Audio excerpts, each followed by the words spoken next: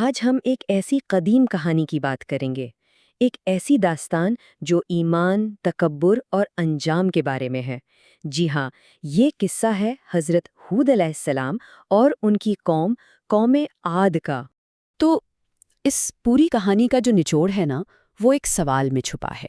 وہ سوال یہ ہے کہ آخر ہوتا کیا ہے جب کوئی قوم، کوئی تہذیب اپنے غرور کی وجہ سے ہی تباہی کے دہانے پر پہنچ جائے۔ یہی اس کہانی کا اصل سبق ہے۔ چلیں اب ذرا اس کہانی میں گہرائی میں اترتے ہیں۔ تو سب سے پہلے بات کرتے ہیں حضرت ہود علیہ السلام کی۔ وہ قدیم عرب کے ایک نبی تھے جن کا ذکر قرآن پاک میں ہمیں بار بار ملتا ہے، اور ہاں، کچھ مورخین انہیں بائبل کی ایک شخصیت ابر سے بھی جوڑ کر دیکھتے ہیں۔ اچھا، تو انہیں ایک بہت خاص مقصد کے لیے بھیجا گیا تھا، اور وہ مقصد تھا قوم عاد کی رہنمائی کرنا۔ اب یہ قوم عاد کون تھی؟ یہ حضرت نوح علیہ السلام کی نسل سے تھے اور جنوبی عرب کے ایک بہت بڑے علاقے پر پھیلے ہوئے تھے، یعنی آج کے یمن اور عمان جیسے علاقوں میں۔ تو اب آتے ہیں قوم عاد پر۔ دیکھیں، یہ کوئی عام قوم نہیں تھی، یہ ایک ایسی تہذیب تھی جو اپنی طاقت، اپنی دولت کے لیے دور دور تک مشہور تھی۔ سچ پوچھیں تو ان کی کامیابیاں دیکھ کر عقل دنگ رہ جاتی تھی۔ یہ لوگ تھے بھی بڑے قداور اور ساتھ ہی ساتھ کمال کے بلڈر یعنی معمار تھے۔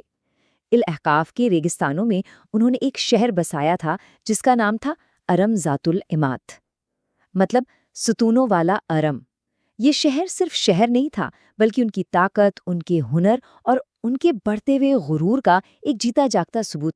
لیکن اتنی طاقت کے باوجود کہیں نہ کہیں ان کی تباہی کے بیج بوئے جا رہے تھے۔ کیسے؟ انہوں نے ایک سچے خدا کو بھلا دیا اور اس کی جگہ سمد، سمود اور ہرا نام کے بتوں کی پوجا شروع کر دی۔ دولت نے انہیں اتنا مغرور کر دیا تھا کہ وہ اپنے ہی لوگوں پر ظلم ڈھانے لگے تھے۔ اور پھر اسی نازک موڑ پر اللہ نے حضرت ہود علیہ السلام کو نبی بنا کر بھیجا۔ ان کا کام اپنی قوم کو سیدھے راستے پر واپس لانا۔ ان کا پیغام بہت ہی سادہ تھا، لیکن اس میں گہرائی بہت تھی۔ انہوں نے اپنی قوم سے صاف صاف کہا، اے میری قوم، اللہ کی عبادت کرو، اس کے سوا تمہارا کوئی معبود نہیں ہے، تم لوگ تو بس جھوٹ گھڑ رہے ہو۔ مطلب پیغام بالکل واضح تھا، بت پرستی چھوڑو اور ایک خدا کی طرف لوٹ آؤ۔ اور یہاں ایک بہت اہم بات ہے، حضرت ہود نے یہ بھی واضح کر دیا کہ وہ یہ سب کسی ذاتی فائدے کے لیے نہیں کر رہے ہیں۔ انہوں نے فرمایا، اے میری قوم، میں تم سے اس کا کوئی اجر نہیں مانگتا، میرا اجر تو اس کے ذمے ہے جس نے مجھے پیدا کیا ہے۔ اس سے صاف ظاہر ہے کہ ان کا مقصد صرف اور صرف اللہ کی خوشنودی حاصل کرنا تھا۔ دیکھیں، وہ صرف ڈرا نہیں رہے تھے بلکہ واپسی کا راستہ بھی دکھا رہے تھے۔ انہوں نے توبہ کرنے پر برکتوں کا وعدہ بھی کیا۔ فرمایا، اپنے رب سے معافی مانگو، وہ تم پر آسمان سے خوب بارش برسائے گا اور تمہاری طاقت پر طاقت بڑھائے گا۔ تو یہاں ہم دیکھتے ہیں کہ کیسے ایمان کو خوشحالی اور طاقت سے جوڑا جا رہا ہے۔ لیکن سوال یہ ہے کہ کیا قوم عاد نے ان کی بات سنی؟ جی نہیں، بالکل نہیں۔ الٹا انہوں نے حضرت ہود کا مذاق اڑایا، انہیں جھٹلایا، اور بس یہیں سے ایمان اور تکبر کے درمیان ایک بڑی کشمکش کا آغاز ہو گیا۔ ذرا ان کے بیچ ہوئی گفتگو پر غور کریں، اس سے ساری صورتحال واضح ہو جائے گی۔ قوم عاد نے تانا مارا، اے ہود، تم کوئی کھلی دلیل تو لائے نہیں، اور ہم صرف تمہارے کہنے پر اپنے خداؤں کو چھوڑنے والے نہیں ہیں۔ پھر انہوں نے الزام لگایا، لگتا ہے ہمارے کسی دیوتا نے تمہیں آسیب زدہ کر دیا ہے۔ اب ذرا حضرت ہود کا جواب سنیے۔ انہوں نے کمال کے اعتماد سے فرمایا، میں اللہ کو گواہ بناتا ہوں اور تم بھی گواہ رہو کہ تمہارے شرک سے میرا کوئی تعلق نہیں۔ اور پھر انہوں نے چیلنج کیا، میرا بھروسہ تو اللہ پر ہے جو میرا بھی رب ہے اور تمہارا بھی، تو جاؤ تم سب مل کر میرے خلاف سازش کر لو اور مجھے ذرا بھی مہلت نہ دو۔ کیا کمال کا یقین تھا! تو جب قوم عاد نے ہر نصیحت کو ٹھکرا دیا تو پھر کہانی اپنے منطقی اور خوفناک انجام کی طرف بڑھتی ہے۔ یہ انجام ایک تباہ کن آندھی کی صورت میں آیا جو ان کے غرور کی سزا تھی۔ اور یہاں کہانی میں ایک بڑا ہی ڈرامائی موڑ آتا ہے۔ جب انہوں نے عذاب کو ایک گہرے بادل کی طرح اپنی وادیوں کی طرف بڑھتے دیکھا نا، تو وہ خوش ہو گئے، کہنے لگے، ارے واہ، یہ بادل تو بارش لائے گا۔ بیچارے، انہیں ذرا بھی اندازہ نہیں تھا کہ یہ رحمت نہیں، زحمت بن کر آ رہا ہے۔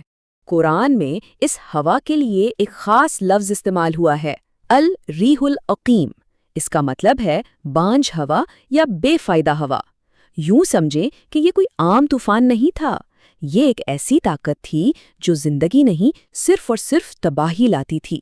ایک اور جگہ اسے الریح سرسر بھی کہا گیا ہے، یعنی ایک غضبناک شور مچانے والی آندھی۔ مفسرین بتاتے ہیں کہ یہ ہڈیوں تک جما دینے والی ٹھنڈی ہوا تھی جس کے ساتھ کان پھاڑ دینے والا شور تھا۔ یہ ایک ایسا عذاب تھا جس نے ہر چیز کو تہس نہس کر دیا۔ تو انجام کیا ہوا؟ اس آندھی نے اللہ کے حکم سے ہر ایک چیز کو تباہ کر کے رکھ دیا۔ پیچھے اگر کچھ بچا تو بس ان کے کھنڈرات، قوم عاد کا نام و نشان مٹ گیا۔ لیکن کہانی یہاں ختم نہیں ہوتی۔ اس ساری تباہی کے بعد بھی حضرت ہود علیہ السلام کی میراث آج تک قائم ہے۔